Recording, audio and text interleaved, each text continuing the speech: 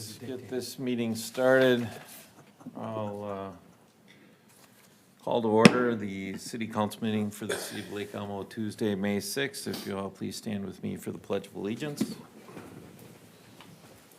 Pledge allegiance to the flag of the United States of America and to the republic for which it stands, one nation, under God, indivisible, with liberty and justice for all.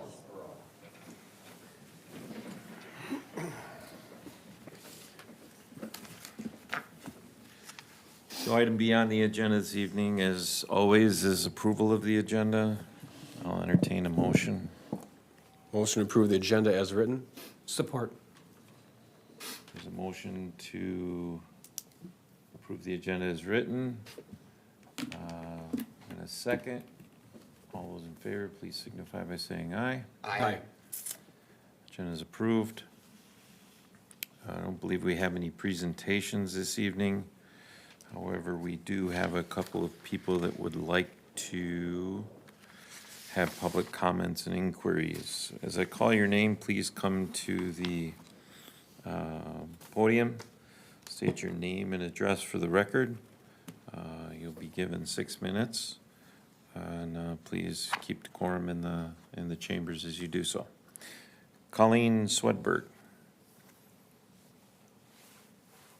Hi, good evening, Mayor and Council. Nice to be back. For those that don't remember me or are new since last May, my name is Colleen Swedberg. I live at 6165 Upper 44th Street in Oakdale. But I'm here to let everyone know about the upcoming Landscape Revival event. It's up on the screen there, and it was at Rock Point Church last year. It was our first time there. It was a huge success. We had over 1,200 people come. Okay, so that's what I mean, we all grew Oakdale, and that's why we had to move to a bigger venue, and it was huge. I was worried about whenever you change, people don't always find you, yes, but we did, so. And we had over 350 people inside visiting the exhibitors. And the exhibitors are people that educate everyone about how to plant a pollinator garden or how to make a rain garden. Last year we had 6 native plant growers from all over Minnesota and Wisconsin. I mean, the growers came from St. Cloud and all the way from down south, so it was great. It will be about the same number this year. Plus, we have a lady that sells signs for your garden, like Bee Garden, B-E-E, garden. And then we've added a lady who has written a toddler book, an A to Z alphabet of native plants. That would make a great gift for the kids or grandkids. I plan on buying some of those. The date is June 7th from 9 a.m. to 1 p.m. Some of the growers take pre-orders, so check on our postcard. We list our Tiny CC website, so you can look at that and see who takes pre-orders. Again, it is at Rock Point Church, 5825 Kelvin Avenue North in Lake Elmo. In addition, we'll have a food truck that sells great Mexican food. There is no charge to get into this event, and I'll leave some postcards in the back as I did, and if anyone wants to pick some up, that'd be great. I hope to see everyone there. Thanks again. Colleen Swedberg. Thank you. Thank you.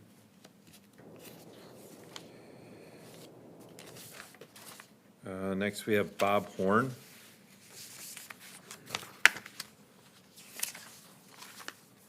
I'm Bob Horn, live across the street at the Fields, and I'm here with Paul, and we just wanted to say thank you for the progress that has been made on the crosswalks on 39th Street. So thank you. And well, yeah, I probably want to say something else. Just an observation of some of the citizens of Lake Elmo. Virginia lives across the courtyard from us, and she can no longer drive. and she likes to go to the post office. Well, she walks down Laverne and crosses 14. She's 92 years old. Not the fleetest of the feet in that. Since I live right on 39th, I see traffic going from the new preschool across 17 to the housing development there. And so my vision, what I observed, there was a dad and his youngster on a, what do you want to call it, just a foot-powered bike. He was a little tight. This wasn't a pedal bike, this was a foot-powered bike. And they were going to go across 17, dad pushing baby in the stroller. Okay, I saw it again tonight, a mom and her son on a pedal bike coming from the preschool program going across 17. I realize those are county roads, but they're also citizens of Lake Elmo. And I just bring that to your attention that I just got to, I'm sure you have a concern for citizens of Lake Elmo also. So, in my opinion, there's a fair amount of pedestrian traffic across those two major county roads. Thank you. Thank you, Mr. Horn. Thank you. All right. I don't have anybody else for public comments or inquiries. Next on the agenda is approval of minutes from the April 15th, 2025 meeting. I'll entertain a motion on that. Motion to approve minutes from April 15th, 2025 meeting. Is there a second? Second. We have a motion by Councilmember Hearn, second by Councilmember Holtz. All those in favor, please signify by saying aye. Aye. Minutes are hereby approved. I get a volunteer to read through the consent agenda this evening, please. 2, approve payment of disbursements and payroll. 3, approve the 2026 budget calendar. 4, approve cross-country ski trail grooming grant, resolution 2025-037. 5, approve Sunfish Lake Park parking lot expansion. 6, approve recycling grant agreement. 7, approve stormwater appeal determination. 8, approve pay request number 2 for well number 2 PFAS wastewater treatment plant project. 9, approve pay, Just water Water treatment. treatment plant. Just water treatment. We're not treating wastewater. there is a P there. Water treatment plant. WTP water treatment plant. Just I so can't people read. don't think we're doing a wastewater treatment plant. 9, well, luckily that's the same one here. So, 9, approve pay request number 3 for well number 2 PFAS WTP project. 10, approve date for city administrator annual review. 11, approve hiring of administrative services coordinator. I entertain a motion on the consent agenda. So move to approve the consent agenda as read. Second. We have a motion and a second by Councilmember Dragisich and Councilmember Hearn. All those in favor of approving the consent agenda, please signify by saying aye. Aye. All right, consent agenda is approved. Getting into the regular agenda, item number 12 is public improvement hearing. Approve resolution ordering the improvement, accept bids, and award contract for the 2025 utility improvements, resolution 2025-038.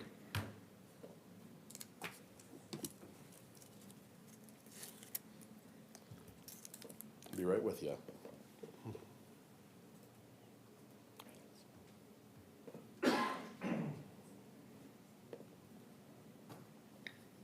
Thank you.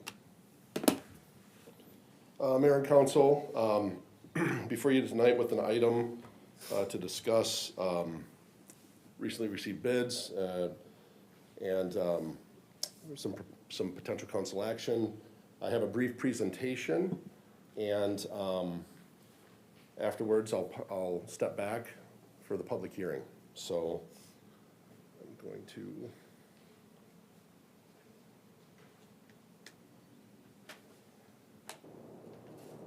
There we go. So again, this item's been before council a number of times this spring. It's the 2025 street and utility improvements. Just to talk about what we're gonna be discussing this evening.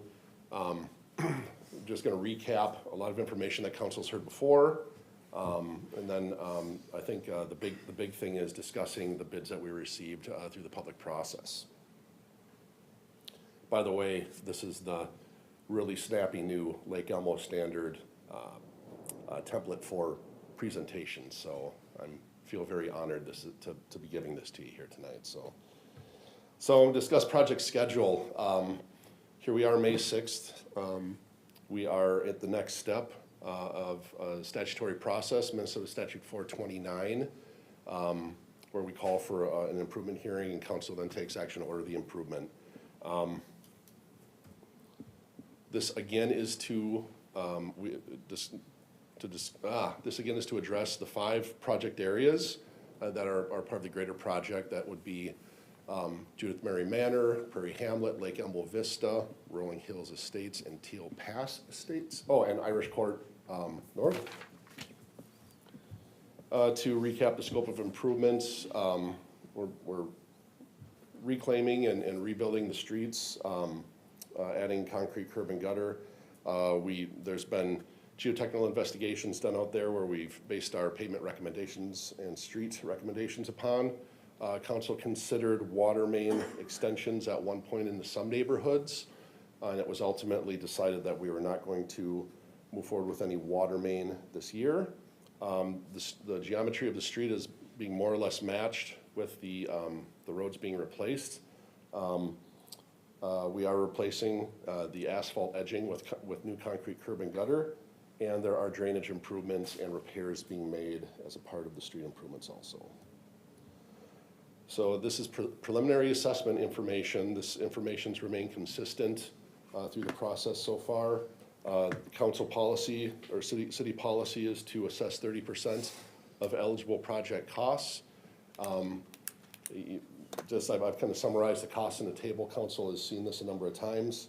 I can jump back to if there are any specific questions, but these costs have remained unchanged at this time. One thing to touch on again is it's new to the neighborhoods would be some parking restrictions in streets less than 28 feet in width. This is per city policy. This information's been shared with council and the neighborhoods. So it's restricting parking in cul-de-sacs along the edge. It's restricting parking to one side, again, along these streets that are narrower. In this case, this includes 59th Street Court, 55th Street, and Julep Way. And we would be installing signage if approved. We did have a neighborhood meeting for each of the project areas over the last few weeks. We had varied attendance, but generally a lot of the same kind of questions and comments were heard across the meetings. So folks were generally appreciative of the opportunity to provide information and get feedback and give feedback. A lot of the most common questions were related to construction, and we have a hard time answering those right now because we haven't ordered a contract. We don't have a schedule. Once we do have a contractor on board, if council chooses to move forward, we will have another open house. We'll have an open house style meeting for the greater group. I don't think it's beneficial to have the 5 separate meetings, and it becomes time consuming. And at that meeting, folks will be able to have scheduling questions addressed, some of the things, property specific questions addressed, and we'll be able to give some much better information there. There was some consternation over some of the new no parking restrictions being proposed. I will note that we did report to those folks that Lake Elmo doesn't have a policeman roaming around looking for folks to give tickets to parked on a residential street posted no parking. It comes down to maintenance and operations and public safety for the rationale. But if you're going to have a big party, a grad party, something like that, work with you. We encourage folks to talk to your neighbors. If you feel comfortable calling the city and just saying, hey, I'm going to have people over, we could probably relax the restrictions. and it wouldn't be a big deal. We do have permits available for that daily use. Thank you, Mr. Mayor. Yeah.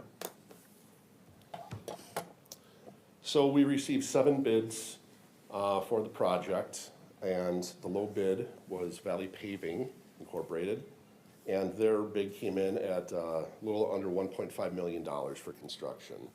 $1,485,463.50. So revising the project cost with this updated bid, which is significantly lower than our engineer's estimate, which is about 1.9 million. We have a project cost of just under $2.1 million. So those assessments that I showed you earlier, those have remained consistent, those preliminary assessment amounts. We here will revise final assessments once we know all costs at the end of the project. You know, generally looking at the low bid and the project costs, I could safely tell folks that your assessment will be going down in all likelihood from the preliminary amount. How much, I'm a little hesitant to say, just because there are unknowns out there, but I could say with a strong degree of certainty that assessments will be going down from the preliminary amount. So it's recommended that, you know, to improve the street and drainage systems in the 5 neighborhoods identified as recommended in the feasibility reports and plans and specifications. It's recommended that the improvements be assessed to each property in accordance with city policy. It's recommended that the street and storm sewer improvements be made payable over 15 years and charged at an interest rate of 1% over the bond rate for the project. And this project is, as proposed, is technically and financially feasible, necessary and cost effective, and will result in benefits to properties. So tonight, you know, council will hold a public hearing. I'm going to step back for that, and following the hearing, we're recommending that council should consider approving a resolution ordering the improvements, accepting bids, and awarding a contract to Valley Paving for the 2025 street improvements. And then we're also recommending that the city council authorize the city administrator to enter into a material testing contract for the project in the not-to-exceed amount of $30,000 to provide quality control, quality assurance for the construction. Questions before I step back? Councilmember Holtz. Yes, 2 questions. Thank you, Nathan, for that. One, with that bid being, I mean, well over 20% less than anticipated, I guess on our end, usually the estimates are pretty close to what comes in, at least for the low bid. I assume that was then looked into to make sure that they did their numbers correct, and they're not shortchanging themselves on any of the material costs. They're not doing something that's gonna come back to bite us. Absolutely. Thank you for the question, Councilmember Holtz. We do our due diligence when the bids come in. When I talk about a low bidder, it's the low responsible bidder. And Valley Paving is, we've spoken with them, and they're good with their numbers. I will tell you that, you know, we did receive 7 bids, a good number of bids, and there was a pretty big spread. Well, you know, there was a handful that were pretty low and a handful that were closer to where we thought numbers would come in at about 1.9 million. Thank you. And then the second one, in terms of the way the standards are applying with no parking on one side, and we received plenty of quality feedback from residents. In terms of when would we have the discussion about possibly which side of the street? We're not discussing that at this point, correct? That's going to be something at a future point? Because I know there was a valid idea as to maybe it should be on a certain side of the street from a resident that had provided feedback. Sure. I guess, Councilmember Holtz, I might defer to Director Powers to answer that, but I'll take a stab at it. I think that policy sets it on one side of the street, and I'm not exactly sure the rationale. Sometimes it has to do with mailbox placement, things like that, but I think we could be flexible. Yeah, I can help you too, Nate. You're pretty right on. We take a look, see where the mailbox placements are and fire hydrants, and then a lot of times where the majority of the driveways are. so we can allow for as much parking as possible. So the three things are really what we determine it by.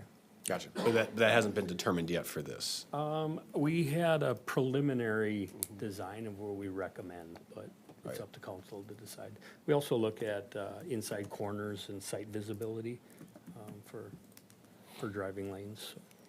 Thank you.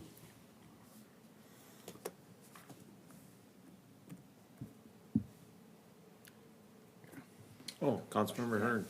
Yeah, so a couple questions. One, we got a lot of feedback on the previous road and kind of the life span. I think it was specifically with 55th Street.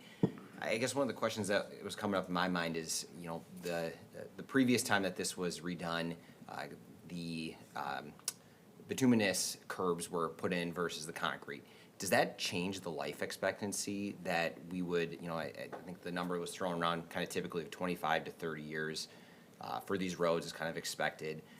We've also heard a lot that if we put the concrete curbs on, that extends the life, I believe, closer to that 25 to 30, where if we don't, it is shorter.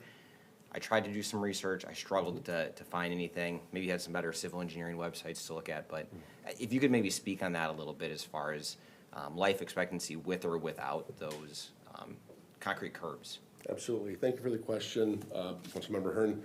So concrete curb, it functions a few ways, but the number one thing is that it does extend the life of a bituminous pavement.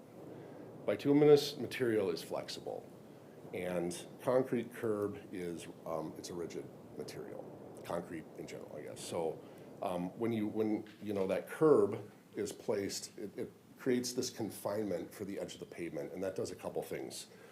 One is it kind of structurally reinforces the roadway across, because if you think about a heavy load on top of a roadway or on top of anything flexible, it kind of wants it to spread out. Well, the curb keeps it together so the road structure stays more solid. And two, the number one source of deterioration for pavements in Minnesota is moisture. And concrete curb and gutter, when bituminous is properly constructed and sealed up against that gutter pan, it provides a way to get moisture off the road surface without getting into the subgrade.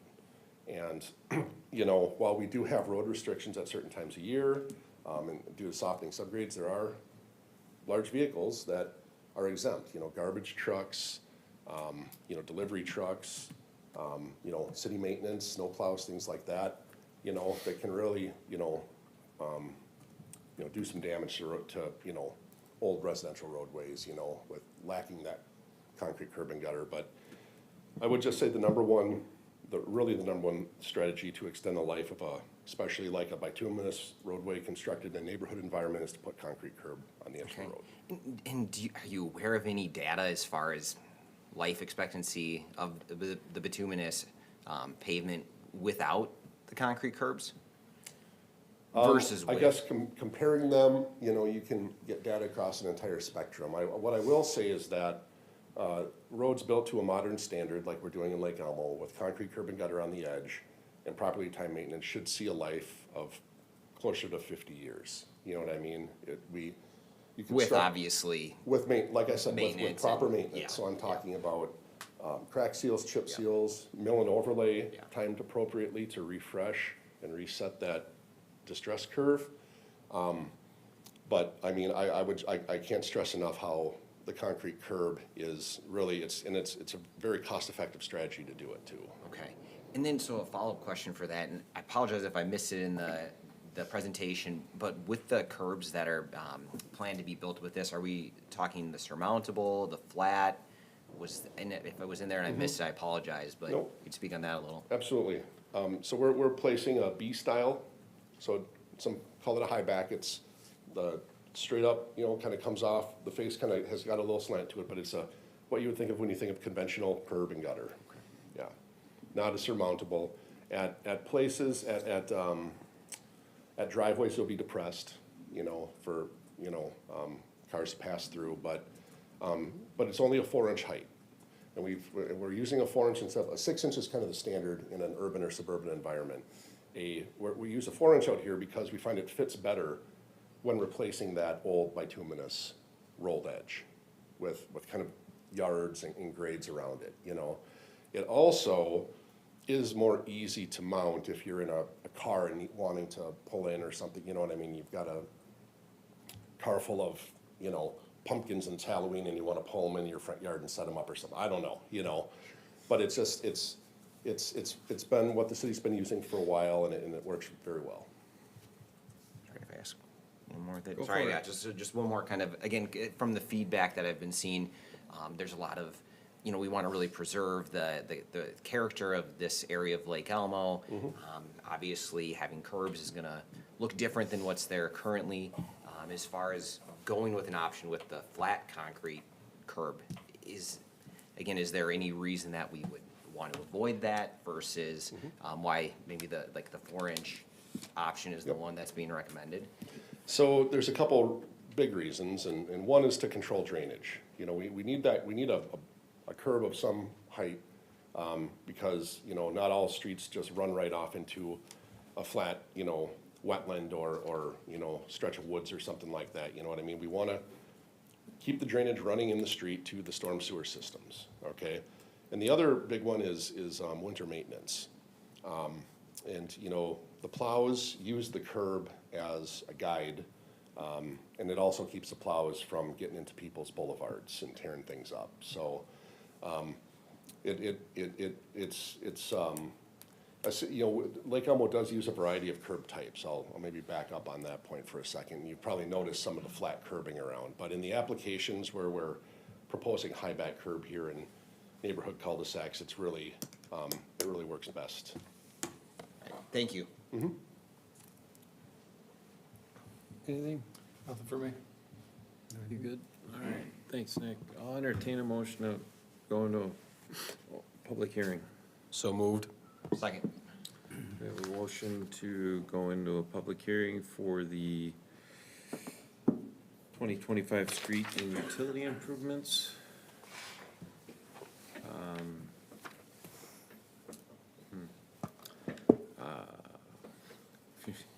All those in favor, please signify by saying aye. Aye. All right. We will go into public hearing here at 7:28. And I've got 3 people that wish to speak. If you did not, there's some sheets in the back. If you wanted to speak and your name's on one of these 3, you can fill one out and give it to Ms. Johnson. When I call your name, please come to the podium, state your name for the record along with your address, and you'll have 6 minutes to speak. And just make sure we keep decorum in the council chambers. Karen Granovsky. Good evening. Yes, I'm Karen Granovsky. I live at 9855 55th Street North. And I'm somewhat representing our street. I have 2 other homeowners with me. One couldn't attend, and so, you know, we're all on the same page. We feel a little discouraged, to say the least, at this point. I saw in your presentation that there was some neighborhood meetings in January. None of us heard of them or attended them. So I'm not sure, this feels very late in the game for us to be coming here when it's just about to be approved. I know that everyone emailed, so I don't want to belabor the points that were in there, and I appreciate your questions on the curb, as that was obviously, you know, one of the main issues that we had. We do feel like our street is just a quiet, quaint street. It's got a farm-like kind of feel to it, and this is changing it more so than you even mentioned, I think. So hearing the discussions on the curb, I feel like that's already going to be set, and nothing that we say now will change it. But if there was any room to not do that on our street, that would be the preference for our homeowners. Our friend that lives at the end of the street says she hasn't had drainage problems. And we have not only in our cul-de-sac, we have the little circle inside the cul-de-sac, so to put 2 curbs there, it's just a lot of curb. I feel like it would be harder for the plows to get around it, but maybe not. So the curb's really just gonna change the look and feel of it, which is upsetting. But maybe even the bigger point is the no parking. So I understand that there might be some discussions to change the side of the road, and we were one of the ones that did want to change that. The side that we saw is of no parking is where most of the driveways are, including the cul-de-sac. And we haven't had any issues with parking ever. And I know the home owner next to me, he said he's lived here over 25 years. We've never had an issue with parking. So I'm not sure why the regulation needs to be presented, why we even have to have these discussions to be putting it in. To say it's, there's not gonna be many tickets, that seems like that's not looking at the cause of it. And I know for me personally, we love our front lawn, and I'm going to be looking down now, when I saw the picture at not one, but 2 no parking signs will now be front and center at the end of our driveway, because it's right at the end of the cul-de-sac, and there needs to be one in the beginning and one in the end. So I don't understand why we're trying to fix something that's not broken and that's changing the look and feel for our neighborhood. So I really would appreciate if there was somehow more collaboration and stewardship from the council. It just doesn't feel like it's collaborative. We just keep seeming to have issues that we're not aware of and that are coming, that affect our homes here, So you did mention that the curbs are more modern, and we understand that. We're seeing all of the building, all of the corners that are getting bulldozed with all the new development. So I know, like Elmo, that's clearly a modern direction that we're going in, away from that farm-like feel. But if there's any way that we could preserve 55th Street North, it's just 5 of us with the largest assessment that we're helping to pay for this, we would really appreciate it. Thank you. Thank you. Brad Berge?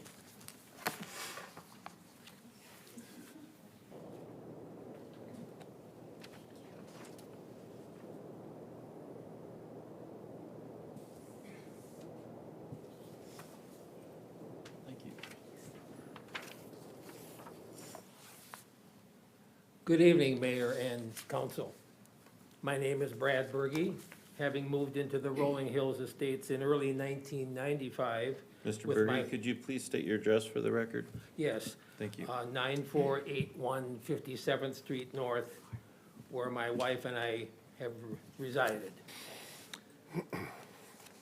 If I could, for the record, I would like to second the previous, or I would say the upcoming comments that John Bourbon will be addressing. We thank you for having this opportunity to express our concerns regarding this assessment coming up.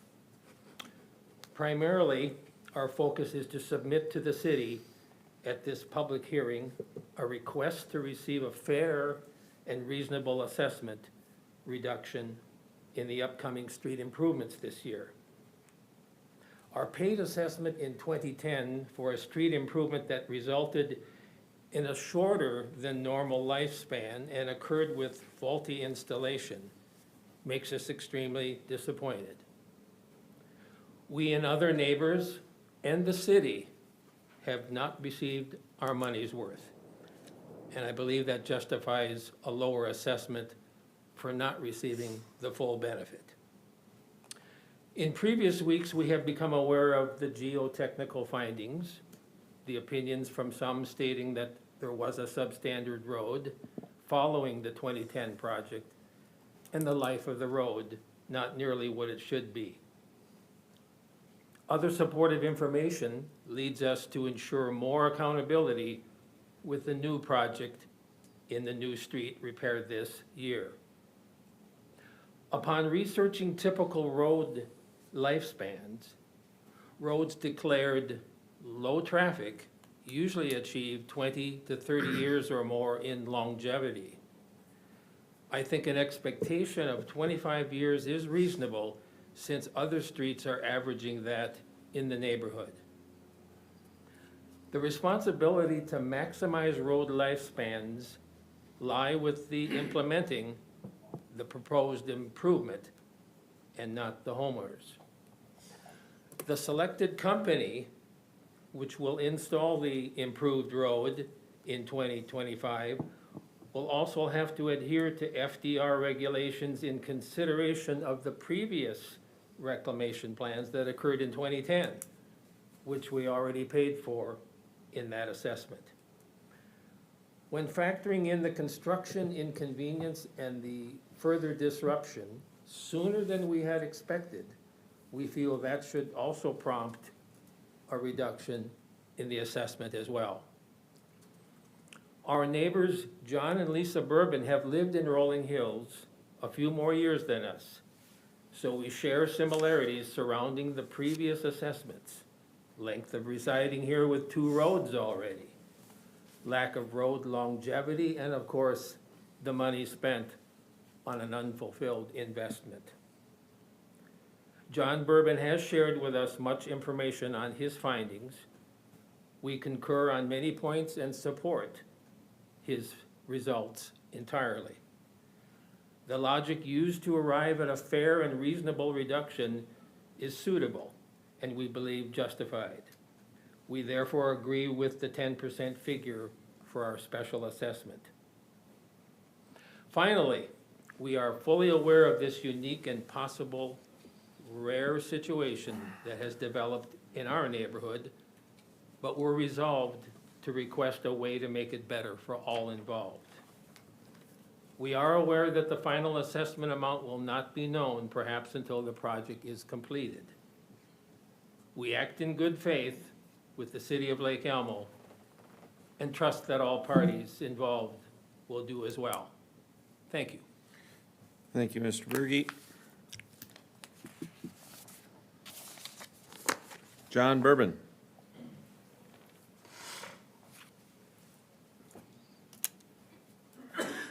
Good evening, Mayor, City Council members. My name is John Bourbon, and I have resided with my wife Lisa at 9612 57th Street North in Rolling Hills since 1994. We're one of the originals, as we say in our neighborhood.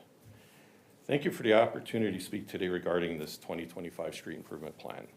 In the email I sent you over the weekend, I have reversed my previous opposition to our section of the road being in this plan, and it's based on the communications with Mayor Cadenhead, Councilman Dragicish from the last meeting, conversations with city engineering staff, and reviewing the geotechnical report. Not a road engineer, but I'm an engineer. I could read those reports. So there's certainly issues with that road. So I therefore am here to support the 2 resolutions in front of you and ask that you approve them. But while assessment language is not included in a resolution, but is rather part of city policy, I've included in the email I sent you guys my reason for a special request for a reduction in the proposed assessment from the normal 30% to 10%.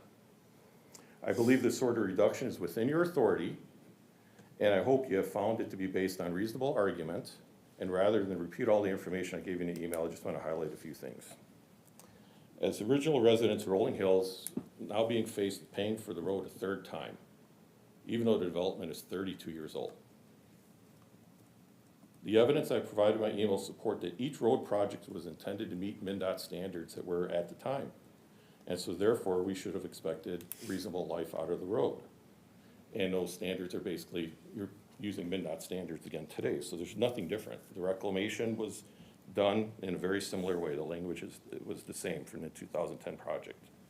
And as residents, we're assessed 30% of the cost of road improvement because we're said to benefit directly from the improvement. It's the road right in front of our house, so we pay more than just the average Lake Elmo citizen who might use the road every now and then.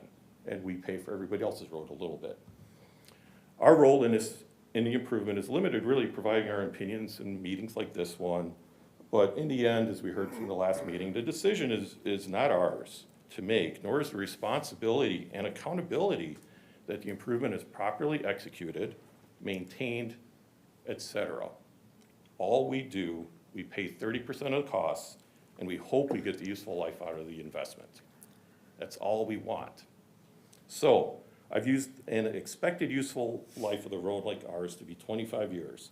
And I think that number seems reasonable based on other roads in the neighborhood, and is also consistent with what was mentioned in the city council meeting on March 18th. Even a number as high as 30 years was mentioned in the meeting, but to be more reasonable, I've used 25.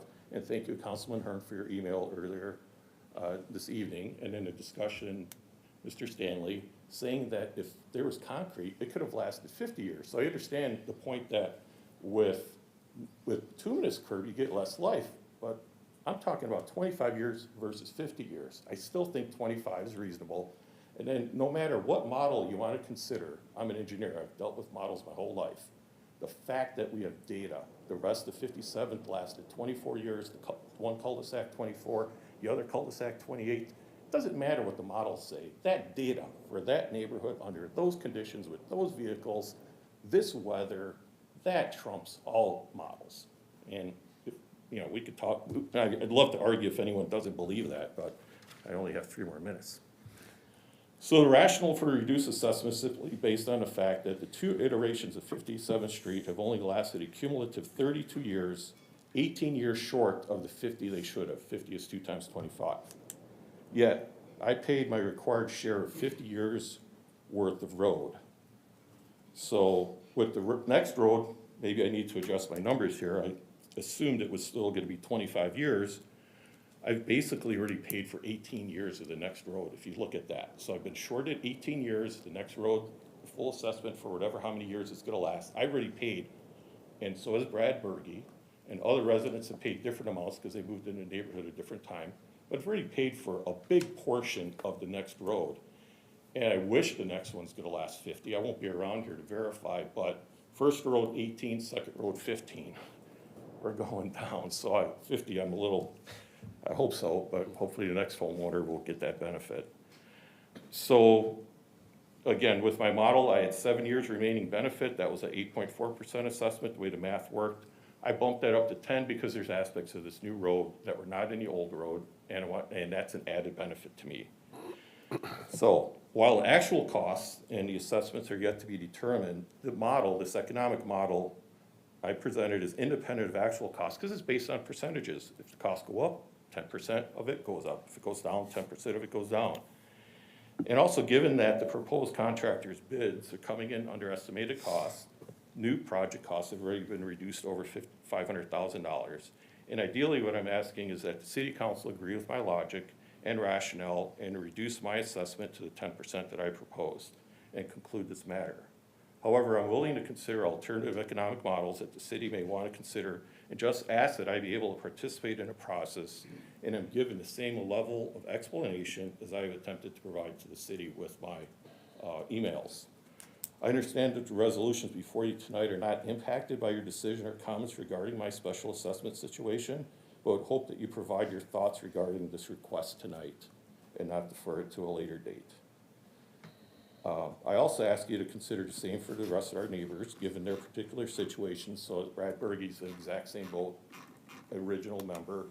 Eric has asked for a 25% reduction because he moved in 2005, a little different situation.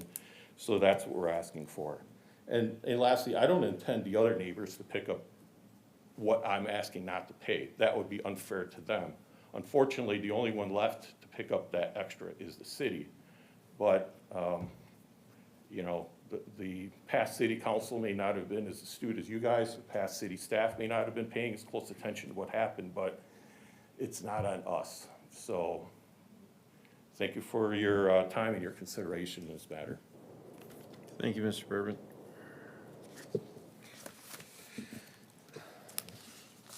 We got a couple late ads. Mike and Kathy Falco.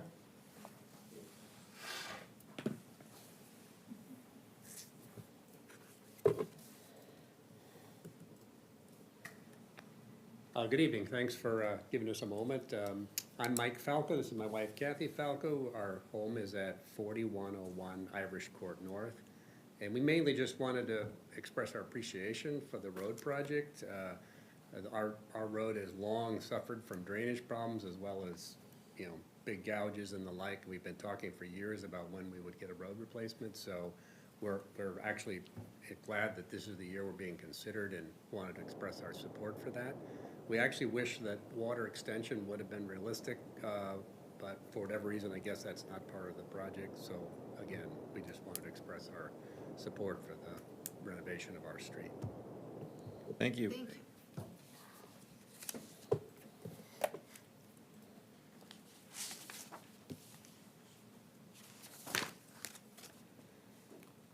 Brooke Doer. Hi, I'm Brooke Doer, 4870 Jerome Avenue North. I also own a house on Jane Road North, too. Want to say thanks for looking at the road situation. The previous, I live in the Teal Pass Estates part, and 58th Street was done several years ago, and the council and the engineer back then worked with me to deal with a observation I had near the Whipple Tree Farm, which the flooding coming off of that was absolutely massive, and you guys did a really good job of fixing that, and it's all done. The one thing I've noticed, I walk my dog religiously every night around my whole entire neighborhood, and much of the roads were already done, 6 years ago, in our area, 53rd Street, 58th Street. The one thing I'm noticing, and it's part of my job where I work, is when I look for defects and things, because I'm in quality, I always try to figure out what is causing something to go wrong. And I'm noticing in our area, the roads that are only 5 or 6 years old have got massive amounts of cracks in the top coat. And that makes me concerned, because I think, well, what's going on? Because water's going to get in there, and that's going to cause a problem. So I think back to my brother lives on a road in upstate New York, same number approximately of freeze-thaw cycles that we have here. The road is 75 years old. Log trucks from my brother's business come in there. Heavy dump trucks and stuff go up the road, beyond my brother, and I think it's about every 10 years they seal coat it. But the road is 75 years old, no curbs, and holding up just fine. So I just sort of look at the roads and we hear the discussions about how often we're replacing our roads, and here's an area that is, done differently, and I think maybe we should be looking at that. I do know that in New York, the top coat is a minimum of 4 inches, and oftentimes there's the porous layer below that of 5 or 6 inches. They also use granite for curbs because granite is readily available, and it's very nice but very rough on trucks. But I would just encourage people to, especially the engineers, to look at the situation with our hard coat, this top coat cracking, which is gonna let water in, which is gonna cause it to start to break down. And in the road in our area that was just done is showing a huge amount of cracks. Now, you do come around to seal those up, but I just look at that and think, okay, it's 5 or 6 years old. I'm already seeing signs of wear, we're probably not gonna get the life. And I know we go by MnDOT standards, but maybe we may not wanna be listening to MnDOT. Maybe we should be talking to other people, other states, just to see what they're doing differently. Because 75 years for the road my brother lives on is pretty darn impressive. So, that's all. Thanks. Thank you. I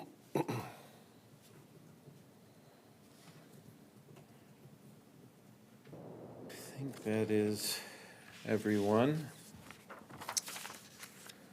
With that, I'll entertain a motion to take us out of the public hearing. So moved. Support. Motion and a second by Councilmember Holtz and Dragisich to close the public hearing. All those in favor, please signify by saying aye. Aye. Public hearing is closed at 7:49. All right. So, are there any questions for staff before any sort of, not that we can't ask questions once a motion is made, I guess I can entertain a motion on this item? Yeah, one quick question. Sure. What's the process for if the council did want to do some sort of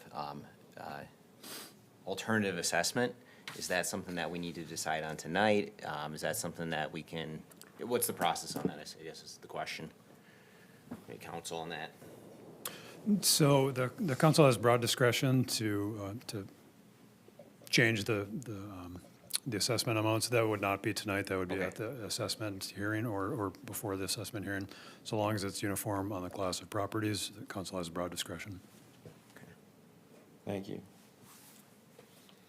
And I guess just one more, kind of clarify, I think it might still be worthwhile having the conversation about with the concrete curbs, if possibly going to, I know City Works probably won't like this as much, but going to more of like the flat curb, if that does fit better with the area versus the 4-inch height, as a compromise to keep it a little bit less of the more newly developed Lake Elmo look versus what they're a little bit more used to with where they live right now. So is that something, again, if we're gonna have that conversation, can we change that down the road, or is that tonight we need to modify that in?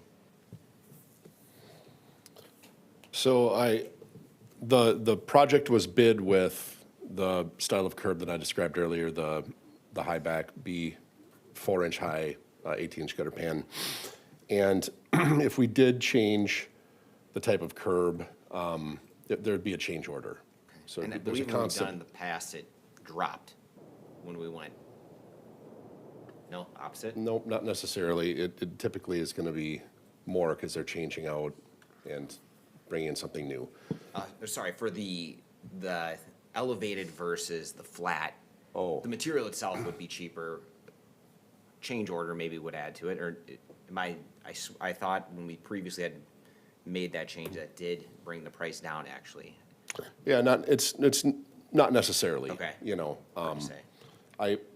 I don't think there'd be a huge change in price, but I wouldn't recommend changing it at this point, for that reason, but also, just that the B-style curb fits with the neighborhood. Right now, there is a small curb, in many areas with the bituminous edging. So all of a sudden removing that curb, now you're gonna create drainage problems down the road because there's nothing to contain the drainage in the street. It runs off the crown and it's gonna be running into driveways, it's gonna be running into yards, it's gonna be washing out the edge, and it's just gonna create a, situation where for maintenance plows and vehicles are getting into boulevards and, Sure.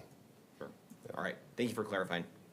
Just maybe to help with that question, do we know the curb style that's on 57th prior to getting to the area that's slated to be redone? well, we can, if you give me 1 second, Mr. Mayor, we can, Just trying to jump into it. I know 55th that Street? 57th, there's East of Julep. right here. I just- I- 55th, I think. Yeah, it's concrete. I don't know if that's that B6. It looks like it's it's a smaller elevated curb. Isn't it 55th Street though? Is the Right, one of I'm just question? getting a Oh, sure, I see what comparison you're of, saying. Yep, of what it would be to yeah, something that's already in place on 57. for sure. so I'm looking at the street view on 57th Street from this past August that was reconstructed in previous years, and it's a B-style curb. Yeah, that's just is it B4? I believe it's B4. Yeah, it looks pretty short. Okay.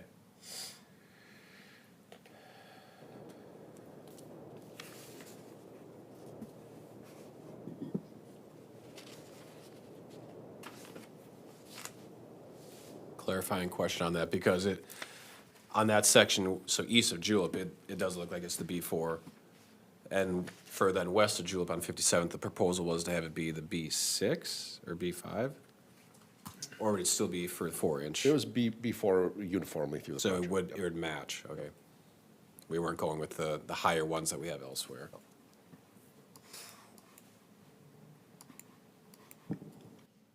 Okay. Yes, Councilmember Dragisich. Yes. A question for the engineer. Nate, we heard some discussion about, on the 57th Street, the original road was constructed in 1993, and we rebuilt it in 2010. In 1993, was that the street that was put in by the developer, or was that street put in by the city, or do we know? Councilmember Dragisich, that was the original build by the developer. So we don't have any basic information on the R value of the soils at the time, or No. any information we could look back and say, was it properly built or not? We've heard the term MnDOT standards tossed around. I mean, they use a standard, bituminous thickness, but we don't know actually how well the road is constructed because of soils information, all that engineering, technical stuff you would use to design a road was done by somebody else and not necessarily by the city. Councilmember Dragisich, absolutely, you're right. The road was built by others. They had an engineered plan. However, At that time, I don't know what the situation was in Lake Elmo for a city engineering department. A lot of times, developments, it's not just unique to Lake Elmo, but when the suburban areas in the East Metro were subdividing in the late 80s and early 90s, they've all kind of run into a similar situation like this. So we have no idea what the design life of that street was at that time, other than it failed by Right. 2010. Exactly, yeah. Thank you.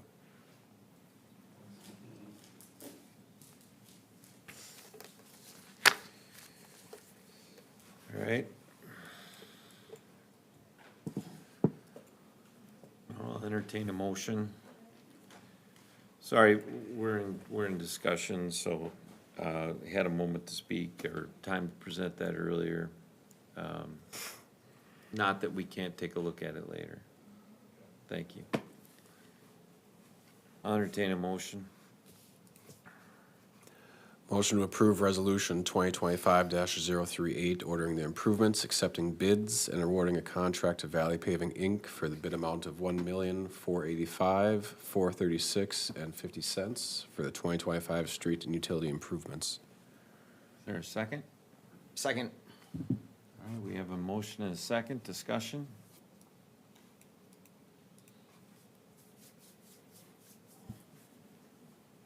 Anyone?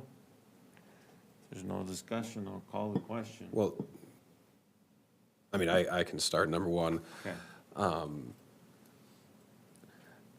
we have a lot of success with getting feedback from this neck of the woods. We've had many items that have come up. So the CUP request for a landscaping business nearby, the CUP request for the home that was to be going in on Keats, and this. And credit to the many who have sent in feedback and who attended. And I apologize, I haven't replied to a lot of the emails. That's on me. And normally I do. I will blame soccer, softball, and soccer. But I just want to start off by saying that we do read your emails. I failed to reply, and that's on me.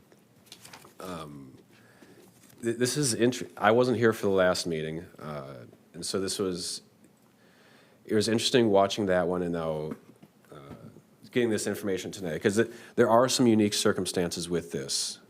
Most of the street utilities that come before us, we get, similar questions. There's city regulations, there's our neighborhood, and they may not perfectly mix. And that, you're not alone. That happens in most neighborhoods, because no neighborhood is the same. That's part of what makes Lake Elmo fantastic, is none of our neighborhoods are the same. They're all unique. The modern ones are unique. The ones that have quarter acres are unique. The ones that have 3 to 5 acres are unique. I will say, in terms of curb and gutter,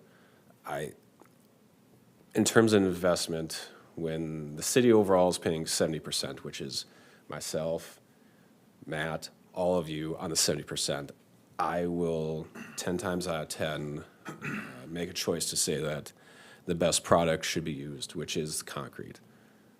With that said, I fully get it may not be what visually is wanted. That is entirely true. But in terms of that investment piece, in terms of what we know should last longer, whether it does or doesn't, we can't say for certain every single time. We know for a fact there have been failures here. We don't know why. But we also know that for a fact concrete will last longer. I will 10 times out of 10 vote for that. In terms of the parking signs, that's not part of this thing tonight, but I think that's, I don't recall seeing in the images if it's the south or north side, but I think we can obviously have that discussion moving forward. But it sounds like that it might be in conflict as to which one it is, but we've had that discussion with other neighborhoods, and we have made changes in specific circumstances. So that has happened. That's something we can definitely, as this move forward, continue with that. In terms of assessment change, I do not support that at all. It's not that there's no policy for it. There isn't. But I don't think it's also a precedent that I would want to make on behalf of the city and all of our taxpayers when, in this situation, Yeah, the road hasn't lasted as long as it likely should have. That's not your fault. It's also not the city's fault. It's also not anyone that we know's fault. It might have been from 5 years in a row of horrific rains. It might have been flawed material. It might have been a flawed, we don't know. And we are not in a position to say, in this situation, we are going to reduce based upon when someone moved in. I'm sorry, that is not a sustainable solution that I would be wanting to make as a precedent that then can move forward. And I should note, what happens oftentimes when someone moves in, if there are assessments remaining on that house, oftentimes the buyer pays off those assessments. So if there's 3 or 4 years remaining of assessments, that buyer pays it as part of their mortgage. So it's just not it's a creative idea. We are here to listen to ideas. You provide ideas. That's not one I can go forward with. I do appreciate that the curb and gutter is 4 inches, because there are taller options. In this case, this does match up with what was already there at 57, so I do appreciate that, but I can't go away from what is the best product available for trying to get the best longevity out there. Councilmember Dragisich. You know, I know we're not here to talk about the assessments this evening, and my comment about the 1993 project is only because I do have an understanding of the frustration of the residents having the street rebuilt in 2010, and now 15 years later being forced, with an assessment to replace the street, which should have had a longer life.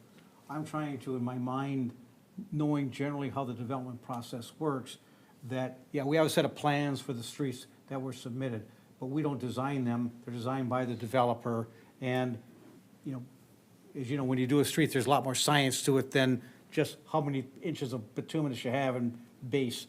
Not gonna get into a full discussion, but I do share the residents' concern that the street didn't give them the life that they should have.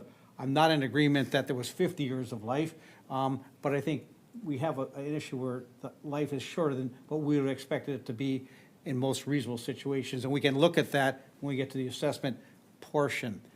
With regard to the parking signs, I think there should be some flexibility. My only concern would be, we have city ordinance that specify where the signs have to be to enforce them. So you have to look at what is the enforceability if you don't have the signs in the right places. Can you give someone a ticket who's parked illegally? And that would be my only concern. But I think we should be able to work with the neighborhood and try and come up with something that meets our regulations and to the best we can satisfy their concerns. Because I'm sympathetic to what we all have a place where we've been living for a long time. We call it home and it's convenient and we like the way it looks, and we make a change that affects the aesthetics. We want to work with you on that. I will work with you on that as one city council member. I'm only one vote, but I'm sympathetic to your concerns. And so I think, repairing the streets is always in our best interest to have good streets. If we let them go too far. My hometown is Chisholm. I go up there to visit, and the streets are so bad, there's not enough money in the state of Minnesota to fix all the streets there. I'm sorry. You ruin your car driving down them. At one time, I was the mayor of Chisholm. I would never let that happen if I was still there. But every community has to deal with that on their own. And what I like about Lake Elmo is we have a street program. I moved into the Royal Club, and after 5 years, we had our streets seal coated, which is good practice, so that we don't have water going in the cracks. And I wasn't on the council at the time. I, saw the improvement going. I said, wow, this is fantastic. We have a city who cares about its streets and wants to maintain them. We have a CIP that has a lot of streets in them to make sure that we don't find ourselves in that position where everything is bad. And now you got a problem where you're tripling taxes to pay for streets because you don't know what to do. So I think as a councilman, I'm sympathetic to all your concerns. I want to find something that's fair to all of the residents and fair to you. In some way that's reasonable. We can talk about that when we get to the assessment hearing. I just didn't want you to think my comment about the original build was anything negative towards you. I'm just trying to, best of my understanding of how development works, and having spent 40 years in government, I think I have a pretty good idea. But I wanted to make sure how it worked here, because I've only been here 5 years. So I think we have a basis for moving forward and coming to some agreement as citizens and council. Thank you. I'll just add to that. I think both of those comments I do very much agree with. As much as I'd like to be able to see a little bit of compromise and with some of the requests, you know, just, I think like what Councilmember Holtz was saying, when we look at it from the stance of what the lifespan is gonna be with the curb and gutter, or with the concrete curb, it's just, I can't vote against that. That's just unfair to the other 70%. And then I'll just add, as far as with the signage, I am very open, and I really would like to see some more compromise on that. I know that might be a challenge with some of the ordinances, like what was just brought up, but I really feel like that is an area where we can at least work with the residents to make some compromise and help meet some of their requests as well. Yeah, and I agree with all the comments here, and I appreciate everybody coming tonight to express their concerns. With the parking signs, I completely am in lockstep with everybody here about having some compromise around that, being able to move it. But again, I just want to say that I appreciate everybody's comments today, and that they're heard, and I appreciate it. Thank you. What can I say? I just put the one thing I always, people want to know what curb and gutter does. So the layman in me says, think about a piece of bread and the crust around the bed, right? If you don't have the crust, the bread can kind of fall apart. So with the crust, it just helps it hold together a little bit. That's the way I kind of lay that out a little bit. I think the city has in past projects, Fields of St. Croix, we did work with the neighborhood on the placement of no parking signs. And I know that people that have lived here a long time that haven't had parking signs, and that's a new thing, it's a policy. Chief Kalis does a very good job at looking at our roadways and coming up with reasonable ways to make sure that if there is a safety event that they need to attend to with the trucks, at the width of the roadway will allow those vehicles to turn without potentially damaging a vehicle that's parked on the side. So understand it's, you know, that policy's in place, and it will affect some older parts of Lake Elmo as the work comes along. And it's not just a willy-nilly policy that we're gonna put no parking signs on there, but we do want to make sure that, you know, people have access to their driveways well and easy enough.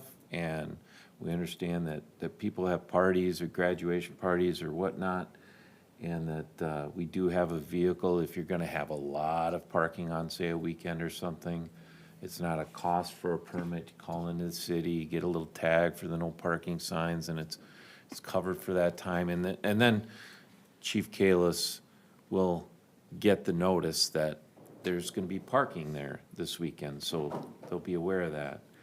The other thing is, some of these roads in Lake Elmo are performing well. The normal everyday traffic on it, your passenger vehicle, your pickup, really does minimal damage. If anything, the damage is coming from overweight vehicles such as garbage trucks. And some neighborhoods see, you know, 8 in a day, 4 with trash and 4 with recycling, depending on who's using what service. But the high, the city engineer used the word moisture, and I've said it before, but my professor in college said three worst things for pavement is water, and water. So as much as we can do to make sure that water sheds into a drainage system to help support the roadways, so the subgrade, you don't create a bathtub and exacerbate that freeze-thaw system. One thing that I'm pretty proud of that the city council did a couple of years ago was put in a pavement management plan for the city, which we had none before. So taking a look at our roadways and rating them and making sure that we are doing preventative maintenance on them to help extend the life, because all of our taxes go into making sure that the infrastructure for a city is up to date. Whether that was done or not previously, I can't speak to that, but we it's in place now and should be there moving forward. I really do appreciate all the people that came to speak on this project. It shows the interest and the care of your area and your home, and it's very much appreciated. Thank you. I do want to speak to Mr. Doer, find out this road in New York, just because I'm interested about it. And I would like us to take a look at some roadways that he pointed out with some large cracking that have been done 5 or 6 years ago, and see what's going on there. So I appreciate that information, sir. With that, call the question.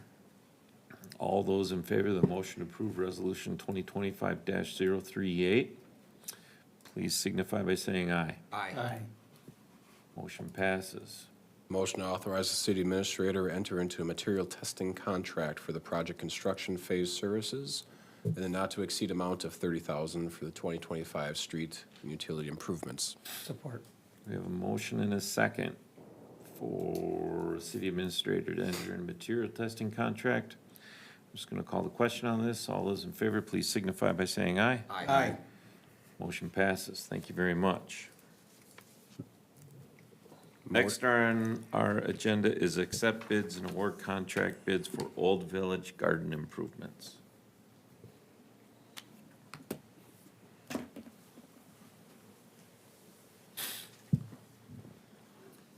Evening, Mayor and Council. Bringing back tonight the Old Village Garden Improvement Project. We had worked with the community group, Connect Lake Elmo, and the Rotary Club, and the architect on Main Street. We had an open house that was held at the library April 3rd. We gained community feedback and also met with the Washington County engineers about the right-of-way restrictions with trees and received their recommendations. We can do a presentation and then stand for more questions.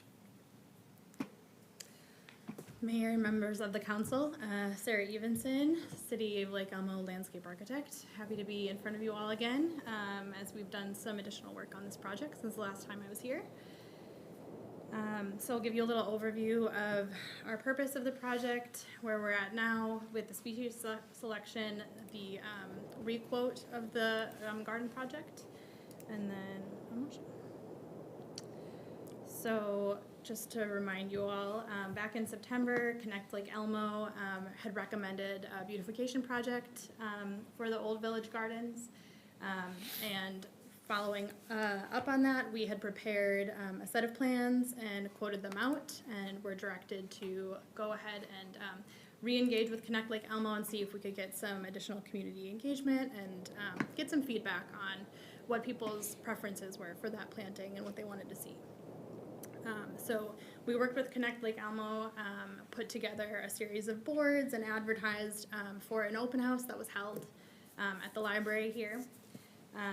And we got some feedback about people's preferences on the planting plans, and just, inform them about the project in general. It's always good to have engagement when things are going to be changing in people's backyards, or rather front sort of Main Street. So we want to update and refresh these planting beds, make them more inviting, ensure that they are properly designed so that they look neat and they look welcoming. And they're going to sort of last in good standing a bit longer than the last go-round. So what we ended up doing was we took 3 initial planting schemes that were developed in conjunction with Stephen Masty, who's a local landscape architect, and we presented those to the general public at the open house on April 3rd. It was a very well-attended event as far as open houses go. We had over 24 people. And we also took some feedback from business owners who weren't able to attend that was passed on to us as well. So what we heard, first and foremost, people are really excited to see that these gardens are being revisited and some care is being taken into redesigning them. A lot of the people that we spoke with at one time or another had volunteered to maintain the old gardens, and so emphasizing a commitment to maintenance was really a big deal for them, and they were happy to hear that that will be emphasized moving forward. Overall, planting scheme-wise, people tended to gravitate more towards the long sort of seasons of bloom with a variety of blooms, more of the pollinator-friendly planting scheme. And so, based on that, and in conjunction with Stephen Masty, who, again, well-respected landscape designer, landscape architect, we revised the planting plans to fold in some of his techniques and carry forward that spread of blooms throughout the seasons. So we made a couple tweaks. Business owners had expressed that they really liked the tulips that weren't originally in this plan. It was daffodils originally, so we swapped those out. We're doing a matrix planting now, which is kind of like offsets of grasses with flowers tucked in, so you'll see pops of color throughout the season. We followed spacing recommendations that were also provided by Stephen. And so overall, I feel like we melded the public preference based the design on one of his original schemes and just made a couple of tweaks in order to sort of bring it all together. Overall, the planting palette is largely native, easily maintainable, very drought tolerant, salt and pollution resistant, and it also meets height guidelines that were recommended by the Washington County engineers.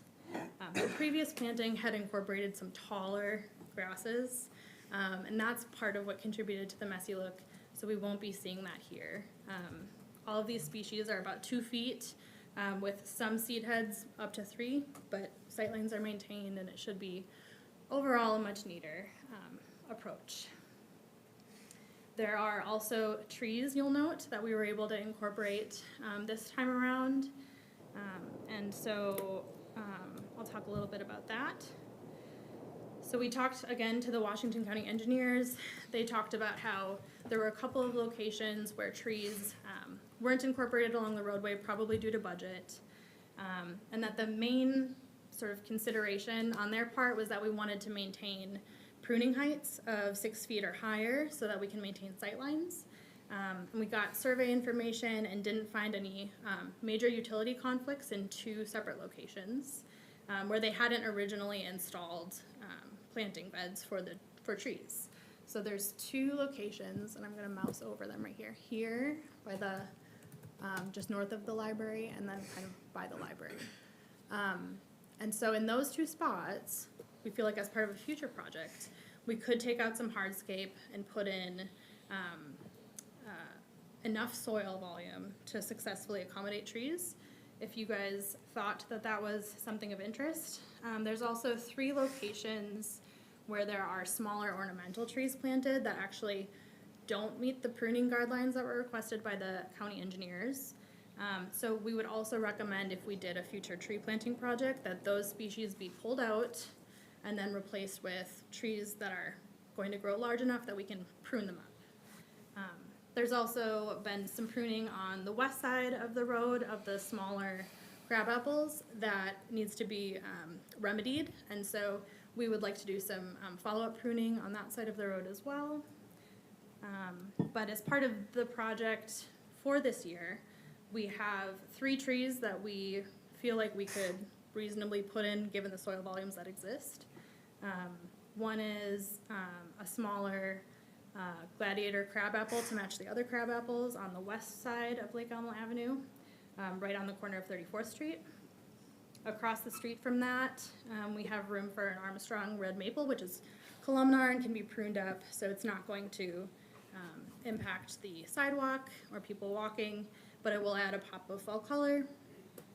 And then on the north side of the project site along 36th, there are 2 planting beds that we can expand in conjunction with the property owner there, which is the church, who has okayed this. We can expand those planting beds and provide an additional tree as well. They have some very successful swamp white oaks growing in that area.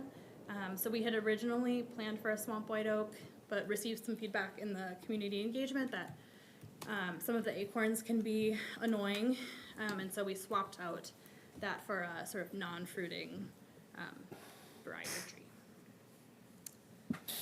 So it's a little bit about what's going in this year, and then a little bit about what could be a potential future project to incorporate additional shade trees. We have a question. Yeah. Question, with the three that are existing that are smaller ornamental and maybe need to be pulled, Yeah. do we know why, if it's based upon sightlines, why were they put there to begin with? So my understanding is that they were replacement trees because the trees that had been installed there had died. And maybe it was about what could be Right. procured at the time. Yes, so Public Works did replace a couple of those trees here in the last year or two. And the trees that we selected were trees that our last architect selected with council based on hardiness and such, not specific for this exact location, but for our other medians and roadways. So that's what was planted and replaced. Good with salt and good for other things. Right. Gotcha, thank you. Yeah, they could be relocated. They're not in bad condition. It was part of the feedback that we received as part of the engagement that these species would be better somewhere else and that shade trees would be preferred along this roadway. Yeah, so with our extensive conversation about roadways today, have there been any discussion around the root systems with these trees being put in of cracking roads, sidewalks, parking lots, things like that? Yeah, so the two new tree locations, my recommendation for putting those in would be to use structural soils. Okay. So instead of just taking out, the rest of the trees are planted in a very narrow boulevard section and then covered with permeable pavers. I think it's roughly 90 square feet, or I would have to look at the drawings, but it's not a huge amount of soil volume that they have. Sure. The new ones, if we were to do it ideally, I would recommend taking out a portion of the existing sidewalk, putting in structural soils beneath that, and then repaving that. We would include a permeable paver section along the roadway to match the rest of the streetscape, so it would, after it's all said and done, it would look the same and of the same piece. But there would actually be more accessible soil volume for those trees to take root in, and that really is what helps prevent cracking of sidewalks and roadways. Sure. Because if you give them the space, they'll go there. Otherwise, if they're gonna be hardy and survive, they have to take that space somehow. And that's when you get sort of that upheaval. So have you seen that process be successful in the past? Yeah, structural soils are more expensive, but definitely worthwhile. They give trees a better shot at actually achieving more of a mature canopy than traditional street trees, which my city's arborist usually refers to their planting as street coffins. So I like to try to avoid that where possible. Got it. Okay, thank you. All right, so we took the revised plans and we sent them out for quotes to 3 separate potential contractors, Margolis, Hoffman, McNamara, and Pioneer. All 3 of these firms do work within Lake Elmo, and we have experience with all of them through our work with development and plan reviews and the tree warranty reviews. Margolis came in the highest for install costs. Pioneer came in middle range, and then Hoffman McNamara came in the lowest. We also asked for quotes for maintenance, knowing that that's going to be a priority moving forward after the year warranty is up. And that was kind of interesting because Margolis came in the lowest, Hoffman and McNamara came in the highest, and Pioneer came in middle again. So what we ended up doing was extrapolating that out.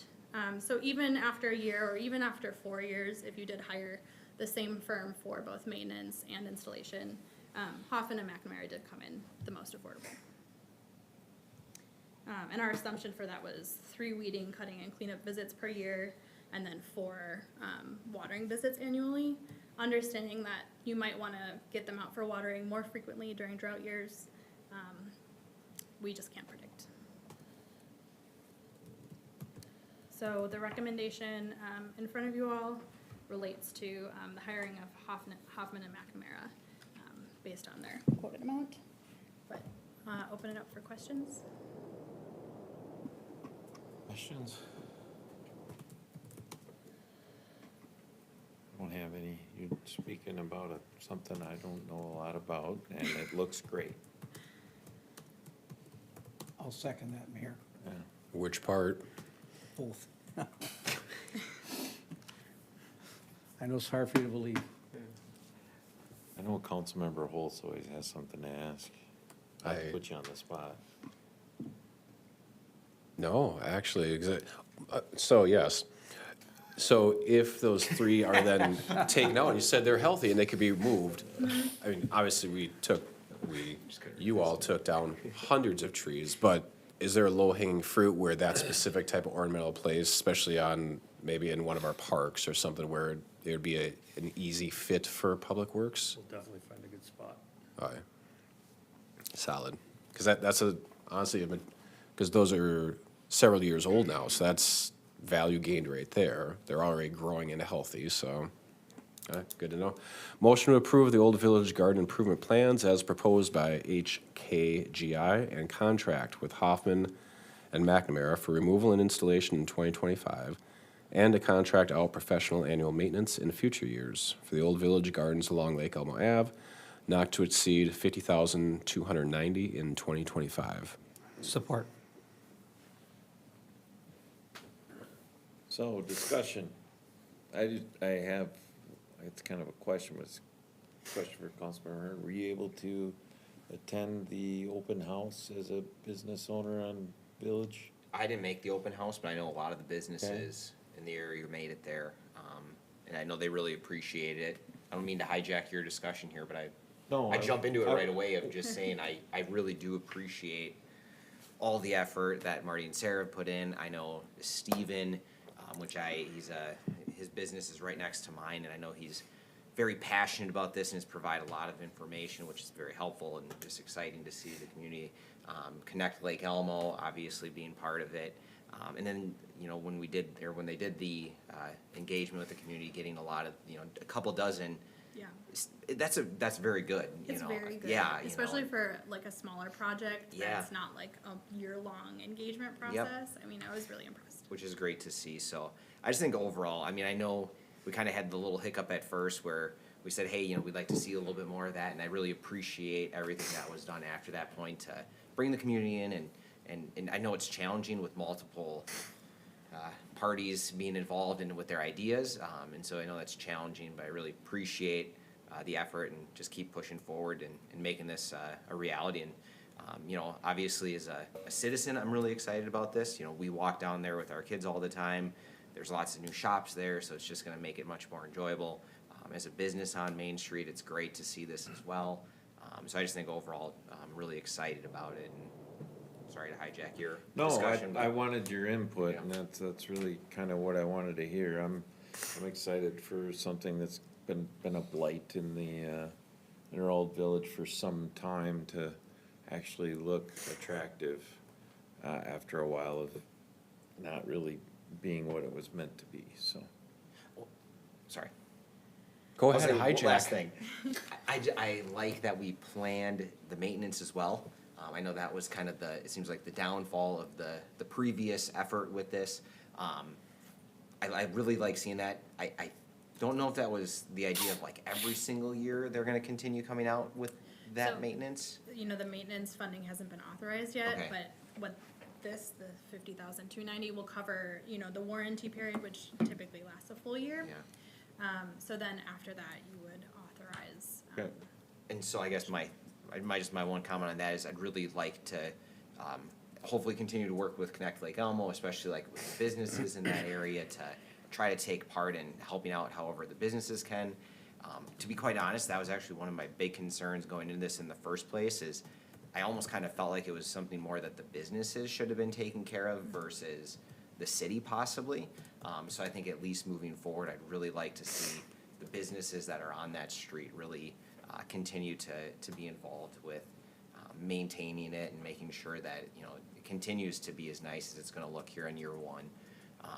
And I know, last thing, I heard there was some conversation about, I don't know how this could work with it, but maybe just conversations to have as far as some like sponsorship opportunities if people want to pay for a planting.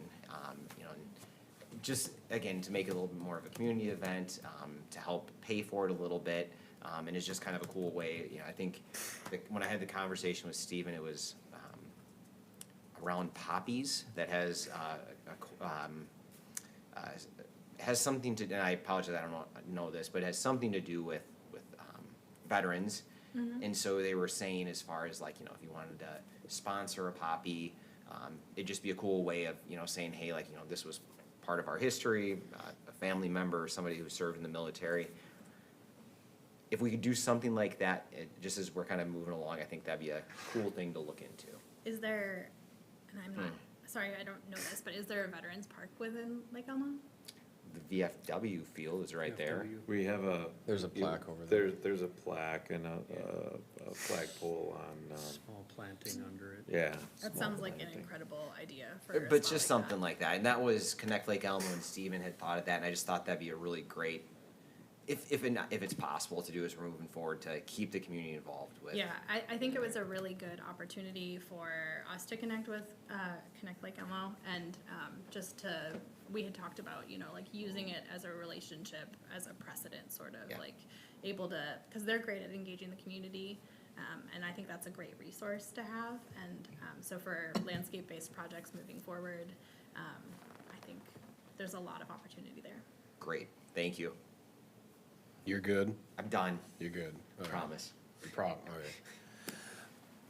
The only original thought I would have to add on to that, and I fully agree with that, is this project, while it is small, it's also impactful.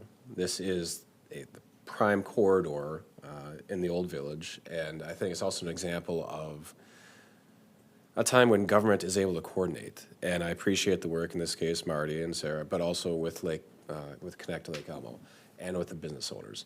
That coordination doesn't always happen.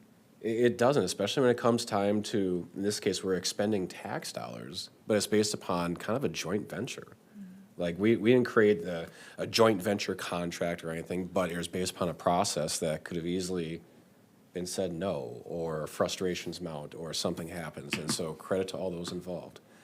I think Connect Lake Elmo is an example of why things, I think the last several years have been growing in certain ways in terms of vitality and having those opportunities to have a sense of community, especially in our downtown. And this is then something that happens when you do those things. And so credit to all those who are involved. And yeah, it's a small project, but it will have a meaningful impact. And I look forward to, honestly, other examples where these opportunities exist. This is one example, and it involves landscaping in this specific area. But I have no doubt there'll be other opportunities, such as a sports complex.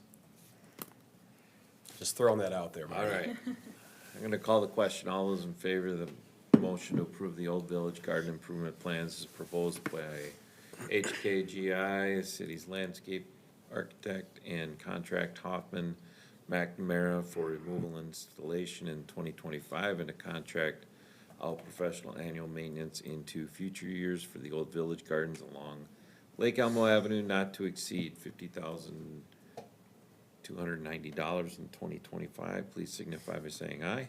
Aye. Motion passes. Thank you very much. So, Marty, you get to stay up there, right? Yeah, So again. the next item on the agenda is sidewalk snow removal ordinance update. All right, guys, you might get another preview of this. I'll try to cue it up for you, Marty. Sure, that'd be awesome. Or maybe I can't. Might need Julie's help. Julie, do you mind? Thanks, Marty. Yep. Good evening, Mayor and Council again. We are also bringing back the snow removal on the trail ordinance as discussed in an earlier council meeting, March 11th. Council reviewed the request for snow removal on trails once again and had concluded that possibly clearing some of the trails in streets without sidewalks on them might increase the connectivity of the walkability of the city. Council's direction was for staff to go back, relook at the ordinance, include some definitions in sidewalks and trails, and then kind of determine what trails might be included in this ordinance change. I did not use the new. The new and improved? No. So I'll be the last. It's also a little hard to look one. at snow right now. So Marty, if you go hit that little icon that next to the, where it says 59%, just to the left of that, down, go to your right now, keep going, go back. No, right there, hit that. I never knew that was What there. does that do? There you go. All right, let's see if I can. If it was a snowplow, you'd know what to do. All right, You knew that? and Julie, how does it forward? Use the arrows on the. Just hit that arrow button. Have I never seen that button there before? I've never seen that. Is that new? No. No. Never looked. Yeah, I didn't use that either. Oh, boy. There's two options up top. I never had to get to the third. Why is there a third one down there? That's the only one I've ever used. Really? Yeah, it must be. Oh, that's funny. Fourth option while we're at it. Click on each one. Yeah, there's one. I couldn't even tell you another way to put it in presentation Yes, so, besides that. sorry I didn't Really? have this included in the packet for you to look at. It was something that we got a chance to review here later than sooner. We had, some of the trails that would be effective would be a section on 50th Street. Clearing would be pretty much done by abutting property owners. I didn't see any property that city owned where Public Works would be maintaining that trail. So we have 50th Street, Easton Village, we have Pilot Park. So there's a section of trail there without a sidewalk on the opposing side.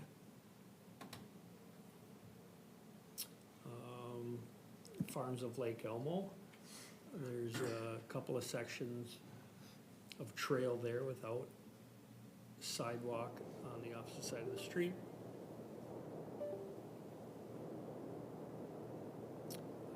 Lake Elmo Avenue. This is from Stillwater, kind of on the old village along the school.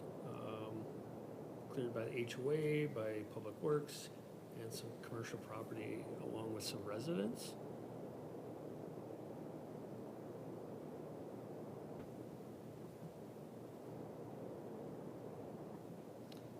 Hidden Meadows.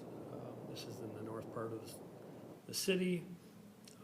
There's a large section of trail that would be abutting the church property on the south.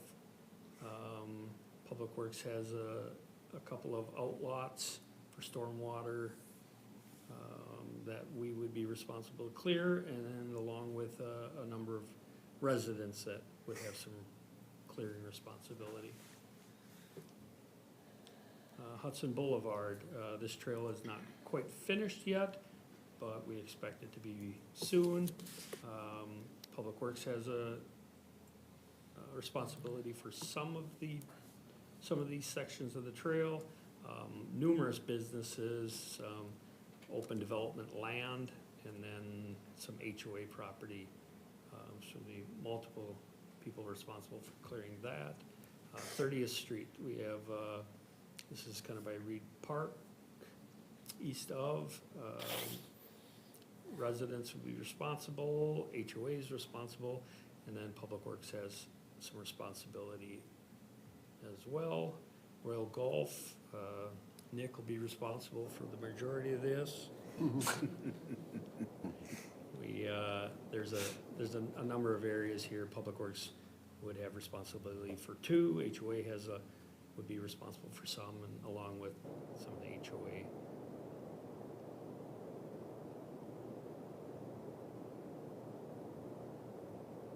Sanctuary, there's two sections of trail without sidewalk on them. same thing, HOA, Public Works, and a few residents would have some responsibility. Field of St. Croix, this general area along Stillwater Way, Stillwater Boulevard.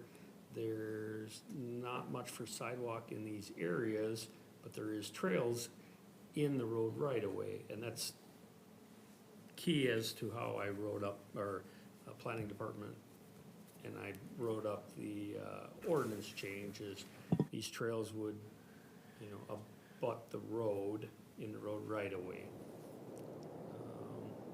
So there's a number of areas here that would need to be cleared. Wildflower has a section, and that is it. Like I said, if you get a chance to read the ordinance change, it would affect the trails in a road right of way only. So if a trail sets back in an outlot out of the road right of way, it's not, wouldn't be included in this. So, can I stand for questions? Councilmember Holtz. Number one, thank you for the visuals, and if we vote for this, what do you think would be a good way to help communicate the changes then? Because this is, I mean, it's a hodgepodge of a spot here, a spot there, and obviously from GIS we know, but are we thinking maybe a mailer and a couple other things? Because it, Right. I assume we're also need multiple instances to reinforce, because this will be a pretty substantial change for random property owner here. Andy Chase along County 14. Obviously, city for Easton Village along the park, but it's so random in that case. Right. So Kathy and, you know, the, she's our expert with sharing information. So, I mean, we'll definitely, I recommend even before it gets too close to fall, start sharing that information, maybe with property owners directly. The church, you know, there's a couple of big outlots or big land developers that are gonna have some responsibilities that they probably want to budget for. You know, these people aren't going to go out and shovel these things, so, you know, by sharing that information, maybe that'll help them plan for winter with a budget and a contractor to kind of help them out. So, yeah, we do have a few ideas that we're definitely going to, I'd like to push it out before we get too close to fall. I think it's a good point. One thing we could work with too are the homeowners associations, because they have their meetings with the residents, and could advise them.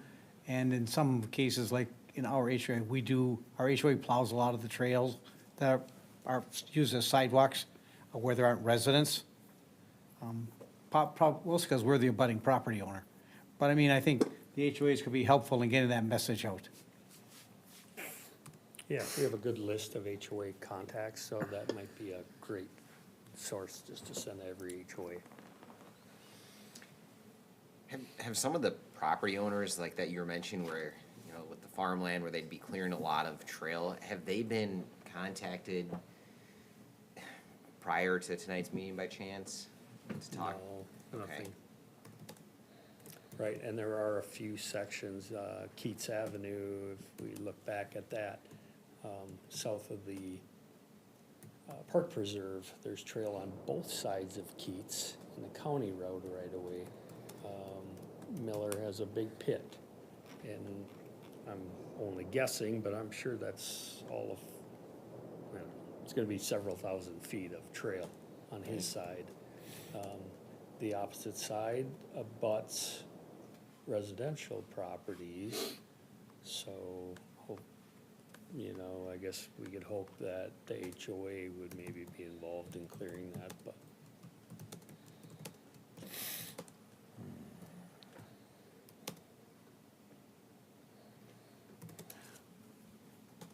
Councilmember Holtz.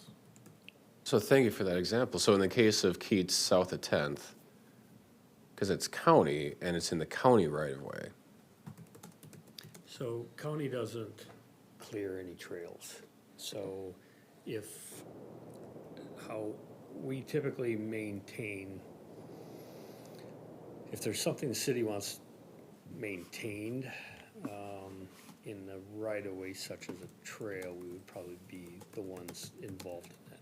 I know, I can't think of right now what we've done, but there's situations where that I know we've been involved with, where we've completed maintenance on something that we've wanted to see maintained. Can we legislate this, being as it's not our right-of-way? Well,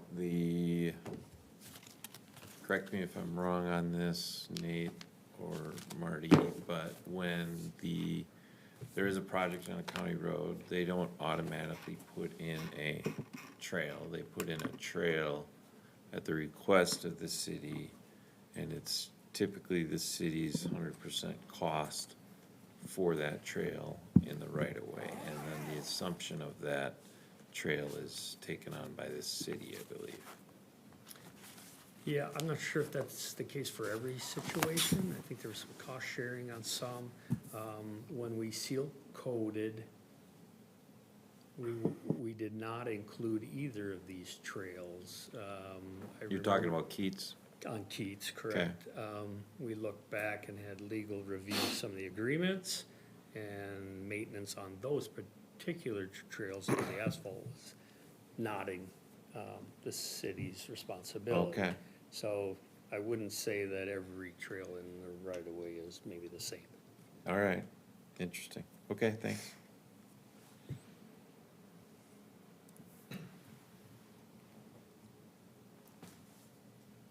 I'm gonna make a motion to include sidewalk definition in ordinance 1-08-010 and not include the trail snow removal language as outlined to be included in the sidewalk snow removal ordinance 9.16.120.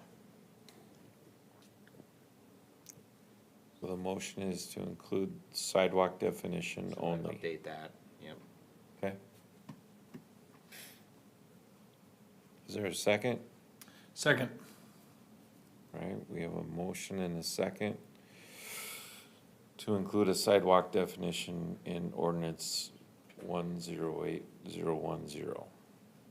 Discussion. Councilmember Hurt. I'm just a little concerned at this point. Well, one, I'm concerned in general just because of the hodgepodgeness, as it was used as kind of for these areas that would need to be cleared. I think that's gonna be challenging in and of itself. I think it's gonna be challenging to enforce this. And then I think the other thing, at least for right now, and it maybe, even if this just has to get put on hold, if everybody else really wants this, at a bare minimum, I'd like to see this just get pushed so we could communicate a little bit probably more with the residents, especially in some of these areas where they're gonna have to be clearing a lot of snow. I guess that's a concern of mine. Bad on me, I guess I should have probably reached out to them before this. I just thought of that right now, that none of them have probably been communicated to at this point, and be more in the future, and it's not a, it's not a one where something's required to get sent out, but, thinking about it, obviously this is something that would be pretty impactful. The visuals also helped me kind of realize what we're talking as far as the kind of the randomness of where these areas would need to be cleared, and sometimes the size of scope of some of these clearings. So I guess that kind of brought some of that to light in some of the reasoning behind my motion to not include the snow removal for trails. Councilmember Dragisich. I was going to initiate most of this discussion early on, and part of it is because there are areas where there should have been sidewalks installed according to our ordinances and building requirements, and they weren't. So if you go up Palmer Drive in the Royal, and as you head from 10th Street up to about Kings Court, it's concrete sidewalk. Then all of a sudden it changes to bituminous trail. So the residents who live along the concrete are required to clear the concrete sidewalk so people can walk, and the residents who live along the bituminous trail aren't required to clear that sidewalk. So there's an inequity in that whole situation. If it's a hard surface and it's used as a sidewalk, and we want our residents to be able to walk in the winter, that should be, it doesn't function as a sidewalk, you should be required to clear the snow from it. Is that the one that's up on the screen right now? Is that what you're talking about? Yeah, well, yeah, if you look for Or like a where that section red of it line is- is, yeah. that is all bituminous trail.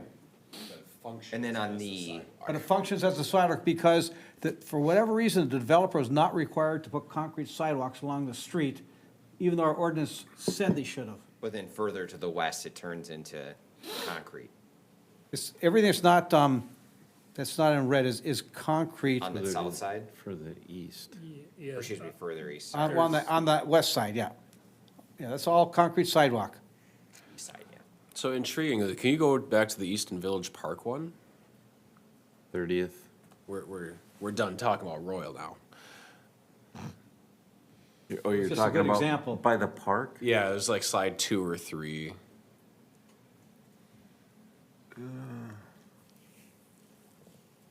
Three, yeah. Because that's a curiosity as well. Like, why is the sidewalk on the north side and the east side, but not on the southwest and south? It's the same thing. Like, it functions as a sidewalk. It literally makes no, and I've never understood it. You two are engineers. It lacks consistency. And that's frustrating. Probably just, it's something we just missed at that time, where when we see this, it's, you'd want more continuity with it. Yeah. So in the hypothetical, Councilmember Hearn, of approval of the change of the sidewalk language, but then not the snow removal. I mean, oh, yeah. Well, okay, so playing that out, trails means asphalt paved surface, not less than. So there wouldn't be any conflict thus far with your proposal, because no trail, they're not juxtaposed yet. It wouldn't be saying that this is this is now considered for all intents and purposes a walkable path that needs to be plowed. It's not going to that point yet. I mean, it does say asphalt paved surface versus concrete surface. So this, I mean, that would still be considered a trail on the south, and I mean, I think if there's two examples of this in the city, and they're that small of sections, like, I'd rather just say, hey, like, you know, can the city clear that small amount versus. There are, I've seen other cities select specific sections of trails, and that's it. So, I mean, if this confuses and puts a huge burden on some people, that might be something we look at, is just to include specific sections. I kind of think of it like our, the crosswalk scenario, where there's some criteria for it, but in the end, there's some criteria just to even kind of have it be something that could be brought to us in the first place. But then we kind of look at it a situation by situation basis versus, I don't know, just the randomness of what would be occurring with this just seems pretty overwhelming to me. I did my best to locate any of these scenarios. It's not saying I couldn't have missed one, so. Well, and honestly, thank you for compiling this too, because it definitely helps to then see how this plays out. I mean, are we aware of any other, from those ones that were shown, that were kind of like the unique situation, like the Royal or like this Easton Village one? What would the one in Carriage Station Park be categorized for, as Marty? Between, What's the question, Mayor? what would the one in Carriage Station that doesn't abut, it's on the back side of homes, it's between, what is that, Marquise Trail and 50th? Yes, that would not apply, it's not in the road right away. Yeah, The way got it, we yeah. wrote this. Okay, so it's in the road right away. I think the intent was it was in the road right away, it functions as a sidewalk. Got it. So that's really the balancing act. So there's already countless ones that are already removed to make the hodgepodge a smaller hodgepodge. Right. So now we're down to the ones that are functioning as a sidewalk. Right. And do our residents deserve to have those cleared? I think we all agree the answer is yes. The next question is then by who? The intriguing one for me is the two county ones, along Keats and along County 14, because those are such large stretches, and we do see people using that for recreation, for walking. I don't, because I don't believe in exercise, but other people do. And they do it in the winter, and they do it in the late fall, they do it in the early spring. I mean, I'm intrigued. I think as a city, you need to be cognizant of the additional resources that it would take to remove trails, not just monetary-wise, but staff-wise as well. And trails have not been included in that in the past. Again, I've always advocated for trying to grow our business depth so we wouldn't have to raise taxes on the residents where we're very rooftop, still fairly rooftop heavy in the city, and any increase in that it would make the taxpayers cover that cost, as opposed to being absorbed by an additional tax base. Here, one way to maybe compromise on this would be to state that the trail has to be in the city right-of-way. That would lift the obligation on county roads. If that's a concern. Right.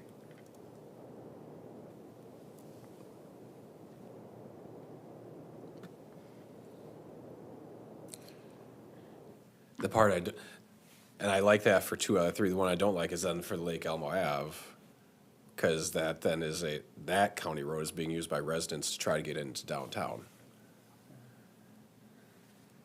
So we should just tell the county to pay for it.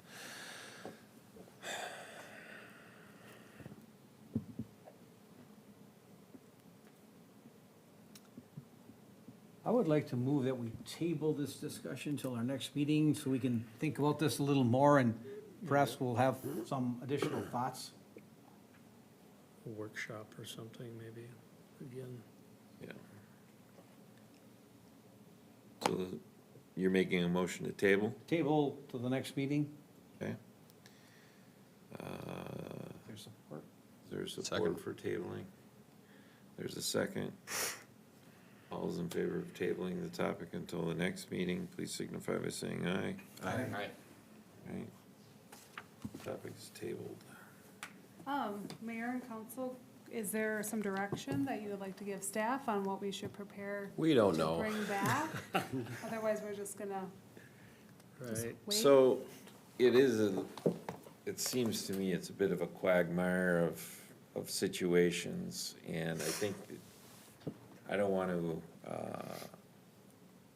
assume Councilmember Dragicich's indication. It was trying to get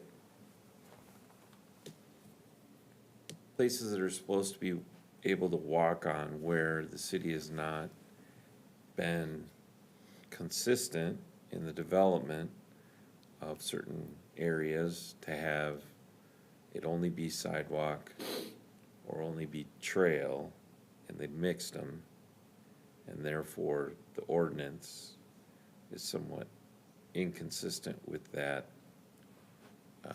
intended use.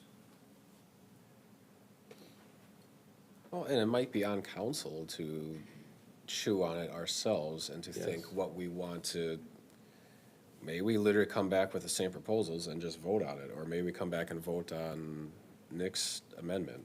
I don't know if there's anything additional for, like, you gave us the options. Yep. I don't know if there is anything. I think we might just need, having the visuals now, I think, churns the wheels a bit more. This isn't on staff, this is on us for needing to decide. Right. I mean, maybe we come back and I think part of the dilemma is like on the county roads where we have these things that function as sidewalks. If we say, well, those folks don't have to clean those sidewalks and the city's not going to clean them, then we create some unintended problems like Lake Elmo Avenue. And so my thought was maybe as a council, we give it some more thought, we might come up with some compromise that works. Maybe it's on those county roads we have to decide as a organization if we're willing to incur the cost of doing them, because we can't force someone to clear somebody else's right of way. Right. And that becomes, then how do we fund that? We just haven't had a chance to see the visuals and ponder that thought, but maybe by the next meeting, some bolt of lightning will strike us, and we'll find a compromise. We can Because I do only think Lake hope. Elmo Avenue is important to, we don't want to not have that cleared. Right. And just to add to this confusion, or a little bit, or. You're not supposed to add to Sorry, confusion, I you're just- supposed to make clarifications. I was looking for clarification in our recently adopted strategic plan for direction, and so it doesn't really help because it says promote walkability and connectedness through planned and maintained sidewalk and trail systems. Yes. And that was in our plan, so. So Nate understands does when that mean? proposal developments come through, there's to be consistency between trails and sidewalks as we move forward. Hear that? Yeah. Every word of it. So we can't change the past, but we can make sure the future's much brighter. And maybe for some help, Marty could advise us on some of those county roads, what will be the time and effort to clear those, so we're not making a decision in a vacuum. If he says it's a week of time every time it snows, that's different than if it's 10 hours, we'd have put some context to it. Well, if you have a winter like it was last year, it's 2 times a year. If you have a winter like it was Right. 3 years ago, then it's gonna be every week. I was thinking on the average, Mayor. Love it. I mean, maybe that's something that we would request then. In the case of Lake Elmo Ave, Stillwater Boulevard, and Keats, like, what do we know if that was contracted versus worst case and best case scenario for your team's labor? I think those are the outliers, right? Or Time- the other thing we time to- could do would be to, to modify the Public Works Director's job description and say he has to do it on off hours. I don't think that's Second. gonna fly. I would never do that to you, Marty. I'll stand firm on that. Yeah, maybe if you could do kind of a time study, work study on what it would take on the county roads where there aren't residents available. It's not, it's behind their house, it's on a county road, there's no property owner facing it. Is it, So, you know, only if there's no abutting resident? yeah. It's not I a think city right of way. If it's not a city right of way. Okay. So Keats, Lake Elmo Avenue. Cause we'll face the same thing if they ever get around to doing Manning, that stretch. Is this presumed the county right of way is eventually gonna have more, it'll be a thoroughfare for pedestrians if this Well, happens?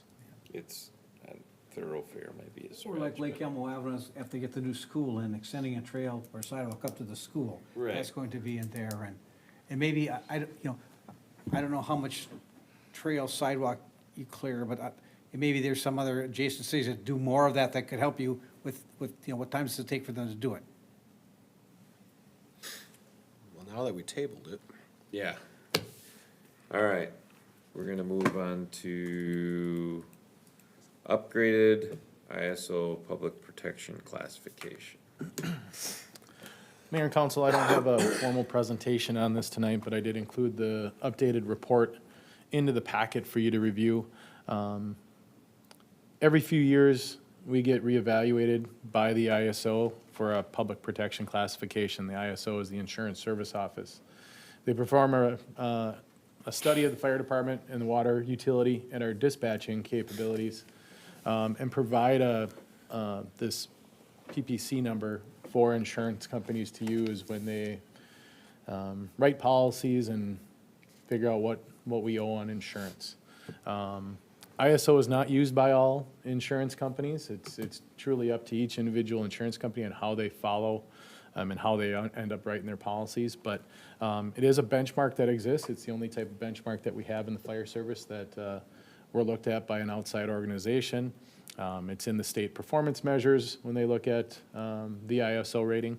And this work was done mainly in 2024. And we just received the report not too long ago. spent some time taking a look at it, and this updated classification goes into effect June 1st. So in 2018, we were reevaluated and received a classification of 5 with our rating this updated rating, we're down to a class 4. So we've improved. ISO is rated from a scale of 1 to 9, with 1 being the best and 9 being insufficient for fire services. And we're at a 4. So there's a number of things that they look at. Like I said, they look at our how we get and respond to 911 calls. So they look at the how our 911 center at Washington County handles the 911 calls. They look at what we're doing as a fire service, as a fire department, with our staffing, our training, our apparatus, and how we form our companies or our crews. And then they take a look at our water supply and fire flows, what we have for hydrants, how we're doing maintenance, how we're doing flow testing. And then they come up with their rating. And in there, you can see the scoring sheets. There's formulas that aren't visible to us in this process. It's not the end-all, be-all, but it is a measure that's out there, and some things that we always can strive for to do better. Do insurance companies use this to help their analytics on rates for residents? Potentially, Potentially. if your insurance company uses ISO for this data. Okay. There are a number of insurance companies that use their own data when they're writing policies. I get a phone call probably once a month for someone that's getting a new policy underwritten, and they just ask us, where's your station located? How much water do you have? Who do you operate with? And then they write their policy based on that. So it's definitely not the end-all, be-all. It's not used by everybody. Like I said in my memo, I think the number one thing that our property owners or insured could do with this updated rating is call their insurance provider and just say, hey, I see that Lake Elmo has a new ISO rating. Does this impact my policy? But I think the biggest thing that I've seen in my time here is when we add municipal water to a street or to a neighborhood that maybe, to an existing neighborhood that hasn't had it, or we get it closer to your home. That has made, I think, the more considerable jump in policies and what you're paying in your premiums. You might want to let Mr. Schubert know that the previous fire chief is not the current fire I chief. let them know, and that's kind of a questioning thing for a company that gathers a fair amount of data. Yeah, Yeah. something that's supposed to be ISO compliant. Yeah. That's a little concerning. Yep, that was the first email back to them, so. Yeah. I was like, who did they talk But I to wanted to about? take some time if you had some questions. One of the things that kind of stood out to me, and really the little bit of feedback that I got immediately from ISO, we consolidated 2 stations. And we had a small knock in points based on our deployment analysis, because they look at time from a station in road miles. And when they looked at the Island Trail neighborhood, because we shut down Station 2 is like 4.9 miles away from this neighborhood, and we're now just over 5 miles away. They don't account for, in that analysis, the fact that we have staff here or not, just the fact that the physical station exists. So again, it's a rating, it's a metric that's out there, it's updated. People can contact their insurance providers to see if it's used by them. But there is definitely good things, we take away, because it's a national benchmark, and we, Yeah. try to see where we stand with that. But if you have questions or want to get into it, please let me know. Like I said, I kind of stand Any for questions at this point. Questions for the chief at this point? There's no action for council. Yes, Councilmember Holtz. Given that they were 0 for 1 in calling you Malmquist and then 0 for 2 with that example, were there examples that were useful that can be applied? I think we look at what we can do for training. And to gain maximum points in training, we're kind of doing everything we can without saying we're going to add in, we would have to do, I think, 18 hours of live burn training for every staff every year to meet their maximum points for that type of training. We could get pretty close to that. But I think when you look at what you have to do for other training topics in fire, hours a month, and it's just, okay, where do we find that balance for our paid-on-call staff to match what the demand is versus what we can do? And fire isn't the only topic that we have to train on. You know, we have to cover a wide gamut of training topics. So it's how do you fit this all in? So we kind of look at that and go, where do we make improvements? I think we've made massive improvements in our pre-planning and fire inspections. We got, 12 full points there in their metric, where we had 0 before. We've made strides with in other areas, but we look at what can we do, where can we improve. We can work with Public Works on where we're making improvements on fire flow, inspection data, how we record things. We might record things right now in a way that works for us. They might look at an ISO as we need to make some improvements, with some takeaways like from there. Now that we've got this done, now I can go back and ask our area rep, what do you see, what stands out? And it's really, up to that individual, how they're interpreting the data we're providing them. Thank you. All right. Anyone else? Thank you very much. Appreciate it. Next on the agenda is council reports. Councilmember Dragisich. No report. Councilmember Holtz. I mean, I'm sure the mayor will mention as well, but it was great to be out on the site yesterday for the groundbreaking at the new elementary off of 10th and Lake Elmo. It's definitely going to be an asset for the community, for those who are within the boundary, and it's definitely something that'll be here for generations to come. But it was fantastic to be out there and see all those who definitely helped to make it happen, including our own staff. So thank you for coming out. Yeah, that's about all I was gonna cover. Thank you, Councilmember Hearn. Say the new slide presentations look great. I actually think that's a really big thing, the consistency from when the community members, decide to watch one of these, when it impacts them. I think that is nice to see the consistency. So I know it seems like a little thing potentially, but I think it's great, and thanks for doing that, and it's nice to have that consistency. No report. Staff reports.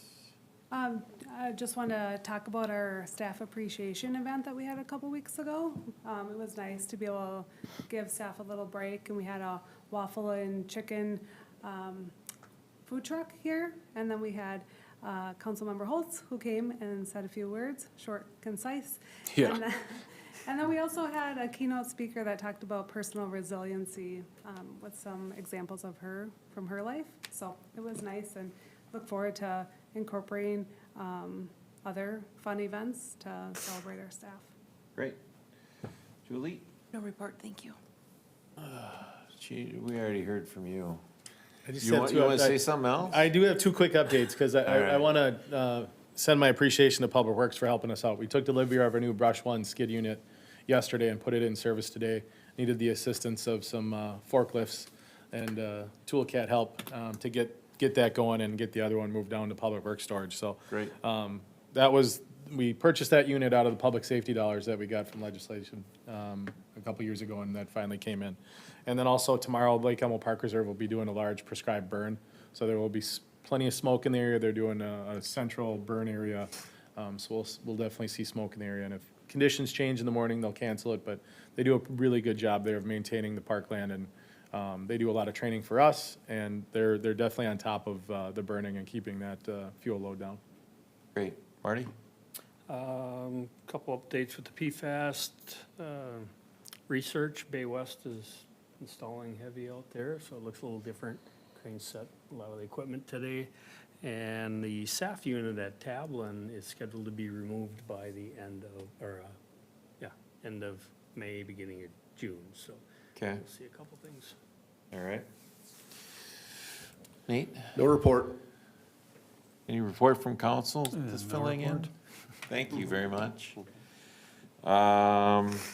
Future agenda workshop next week. Looks like we're talking about Clear Lake Development Concept Plan, Water Treatment Plant Proposal at 10th and Inwood, and Public Works Operational Assessment Presentation. So with that, we'll adjourn the meeting at 9:15. Thank you. I want to take a look at that plan.